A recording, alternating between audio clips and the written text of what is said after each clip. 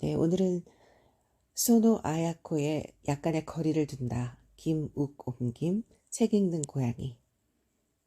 네, 세상의 잣대로 나의 행복을 재단하지 마라. 라고 상처마저 걸음이 되는 삶의 패러독스. 네, 앞에 쓰여진 헤드카피라던가 이런 것들을 보면 이 책이 어떤 걸 얘기하는지를 그냥 한마디로 딱 얘기를 해주죠. 소노 아야코님은 폭력적인 아버지 밑에서 바람잘 날 없는 어린 시절을 보내셨대요. 불화로 이혼에 이른 부모 밑에서 자란 외동딸의 기억에 단란한 가정의 기억은 없었다. 게다가 선천적인 고독 근시를 알았기에 작품을 통해 표현된 어린 시절은 늘 어둡고 폐쇄적이다. 아이러니하게도 이러한 부조리는 소설가로서 성장하는 데 밑거름이 되어주었다. 네, 그런 것 같아요. 이 삶의 부조리가 정말 아이러니하게도 삶에 정말 많은 것들을 좀 많이 경험하고 느끼게 하기 때문에 그 예술가로서 성장하는 데는 좋은 밑거름이 돼주기도 하는 것 같아요. 그 중에서 자기다울 때 존엄하게 빛난다 라는 꼭지부터 한번 읽어보겠습니다. 어린 시절에는 지능에 문제가 있는 줄로만 알았는데 훗날 빼어난 수재가 되어 일반 아이들과 달리 조금 독특했었다고 이야기하는 경우가 있다. 반대로 학창시절 성적도 우수하고 체격도 좋아 늘 호평일색이었는데 오히려 정신이 나약해져 사소한 실패와 비난에 크게 좌절해버리는 사람도 있다. 내가 화초를 가꾸고 채소를 경작하는 이유는 식물의 생장 과정에서 뜻밖의 지혜가 전해지기 때문이다. 흔히들 식물은 기르는 사람이 애정을 품고 발자국 소리를 꾸준히 들려줘야 잘 자란다고 한다. 혹은 사람에게 하듯 음악을 들려주거나 말을 걸어주는 보답으로 훌륭히 성장한다는 이야기도 있다. 내가 체험한 바에 따르면 바람에 날려 헛간 틈새로 떨어진 씨앗들이 성의껏 일군 밭에 정성스레 심은 것들보다 더 튼튼하게 뿌리를 내리는 일이 적지 않다. 주인이 보지 못하는 곳에서 비료는커녕 물 한 모금 제대로 마시지 못하고 자란 녀석들이 밭에 심어놓은 종자보다 씩씩하게 열매를 맺고 있는 것을 볼 때면 나는 삶이라는 구속에 대해 다시금 생각해보지 않을 수 없다. 생명이라는 속성에서 사람과 식물은 다르지 않다. 교육하는 자의 예상대로 아이가 성장하는 예는 매우 드물다.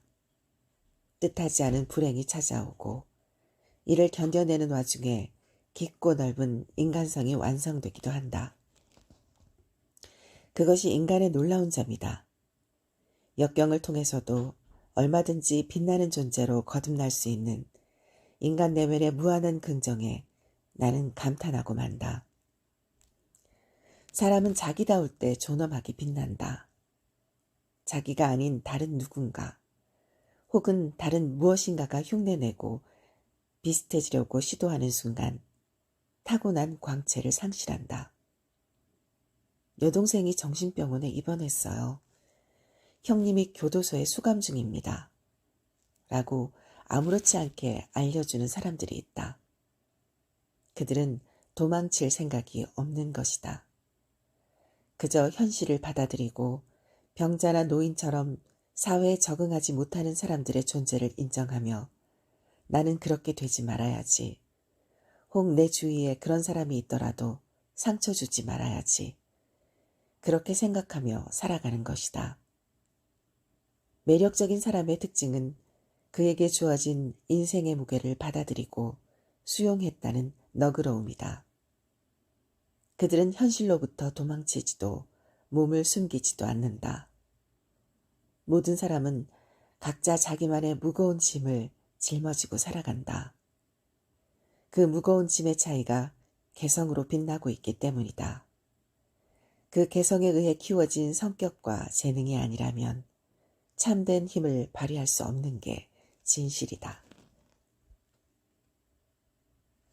네, 바람에 날려서 헛간 틈새로 떨어진 씨앗들이 정성껏 일군 곡식들보다 훨씬 더 튼튼하게 뿌리를 내리는 일이 적지 않다. 정말 그렇죠. 그리고 뜻하지 않은 불행, 그리고 이를 견뎌내는 와중에 오히려 더 넓고 깊은 인간성이 완성되기도 하고요. 제가 제일 공감했던 대목은 여동생이 정신병원에 입원했다던가 형님이 교도소에 수감 중이다 이런 얘기를 아무렇지도 않게 알려주는 사람들. 저도 제 상황에 대해서 아주 아무렇지도 않게 담담하게 얘기를 하는 사람인데요. 그 다음의 말, 그들은 도망칠 생각이 없는 것이다. 네, 정말 그렇거든요.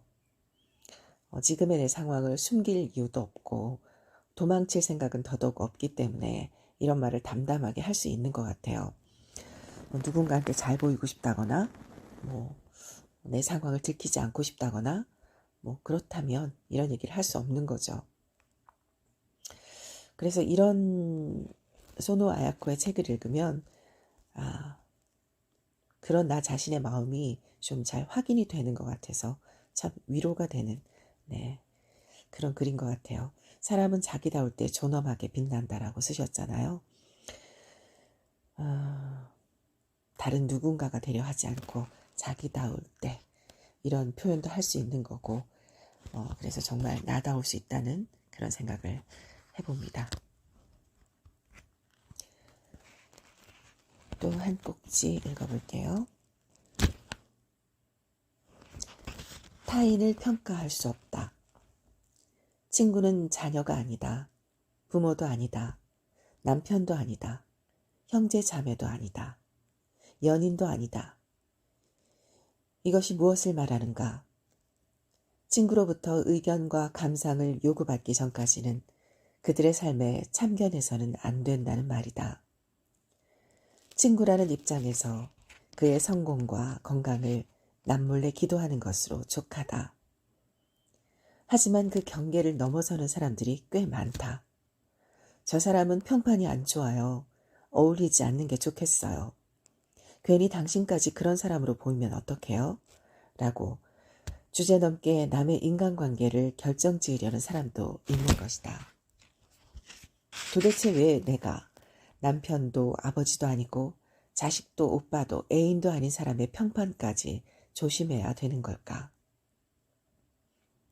평판이 나쁜 그의 지인이며 친구이기 때문에 멀쩡한 나까지 그와 비슷한 사람일 것이라는 편견을 피하기 위해서라고 사람들은 생각한다.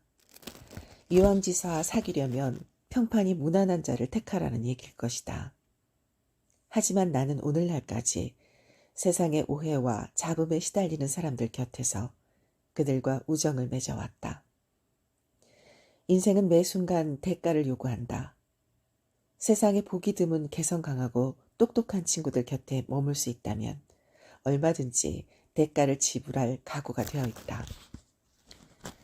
세상이 나를 어떻게 바라보든 솔직히 관심 없다. 어차피 인간은 타인을 제대로 평가하지 못하니까. 그런 부조리한 평가에 시달리지 않겠다고 작정하는 마음이야말로 성숙한 인격의 증명이다. 자기 속에 인간으로서 살아가고자 하는 삶의 방식이 명확하게 확립되었다는 뜻이기도 하다. 부자는 무조건 넓은 집에 살아야 된다거나 직함이 높아야만 성공했다고 믿어서는 안 된다. 그런 식으로 사람들을 이해하는 사람은 그와 똑같은 방식으로 자신의 삶을 평가받게 된다. 여기에는 이해도 소통도 없다. 정말 너무 공감이 가는 글이에요. 저는 이제 와가지고 저 사람은 어때요? 저 사람이 그러니까 조심하세요. 그런 안 좋은 점을 저 사람한테 봤어요. 이런 마치 나를 걱정해주는 듯한 그 말들 속에 담긴 내가 한 번도 겪어보지 못한 사람에 대한 안 좋은 말들. 저는 그런 말을 저한테 와서 전해주는 그 사람이 나쁘다고 생각해요. 그래서 오히려 그런 사람을 경계하고요. 제가 만나서 그 사람을 사람을 평가하지도 않아요. 그냥 그 사람이 있는 그대로를 존중해주고 그냥 서로 존중하고 예의 지키면서 그냥 서로가 다르니까 그냥 너무 잘 맞지 않는 사람은 그냥 적당한 거리를 유지하고 좀 잘 맞는 사람과는 좀 지속적인 관계를 유지하고 제가 판단할 일이지 그걸 그 사람의 누군가의 판단 때문에 그 사람을 선입견을 가지고 바라보지는 않는 것 같아요. 그리고 정말 그렇게 오해와 잡음에 시달리는 사람들도 제가 겪어보고 정말 좋은 사람이라는 그래서 그런 깨끗하고 좋은 면 때문에 오히려 사람들의 시기나 질투를 받거나 오해를 받는 그런 사람들도 많거든요. 그런 사람들 곁에 머무는 걸 좀 서슴지 않아 왔던 것 같아요. 그래서 이 글이 너무 공감이 가고요. 세상이 나를 어떻게 바라보든 솔직히 관심 없다. 어차피 인간은 타인을 제대로 평가하지 못하니까. 저도 똑같이 생각하거든요. 그리고 그런 부조리한 평가에 시달리지 않겠다고 작정하는 마음이야말로 성숙한 인격의 증명이다. 라고 써주셔서 너무 감사하네요. 정말 몇 년을 이렇게 곁에서 지켜본 이만하면 나를 알지 않을까라고 생각했던 그런 친구들도 저를 어떤 행동 하나만으로 어떤 말 하나만으로 오해해서 그런 사람이 아닌 것처럼 저를 호도하거나 오해할 때를 종종 겪어요. 예전에는 그런 상황이었을 때 굉장히 화가 치밀어 올랐다면 요즘에는 그렇거든요. 사람은 역시 다른 사람을 제대로 평가하지 못하는 게 맞는 거니까 저 사람은 그냥 나를 그렇게 생각하는구나. 거기에 대해서 그냥 그 평가에 별로 시달리지 않거든요. 근데 그런 것들을 이제 통찰력이 좋은 이 작가님 같은 분들이 그게 바로 성숙한 인격의 증명이다라고 써주시니까 제 마음을 너무나 잘 알고 위로해 주시는 듯한 그런 그래서 정말 이 책은 정말 수없이 밑줄을 그으면서 읽었던 것 같아요.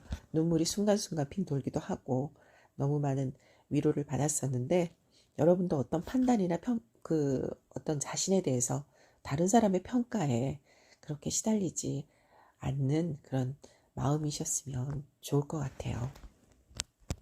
그게 성숙한 인격이라고 작가님은 말씀해 주시잖아요. 자신을 믿으셨으면 좋겠습니다.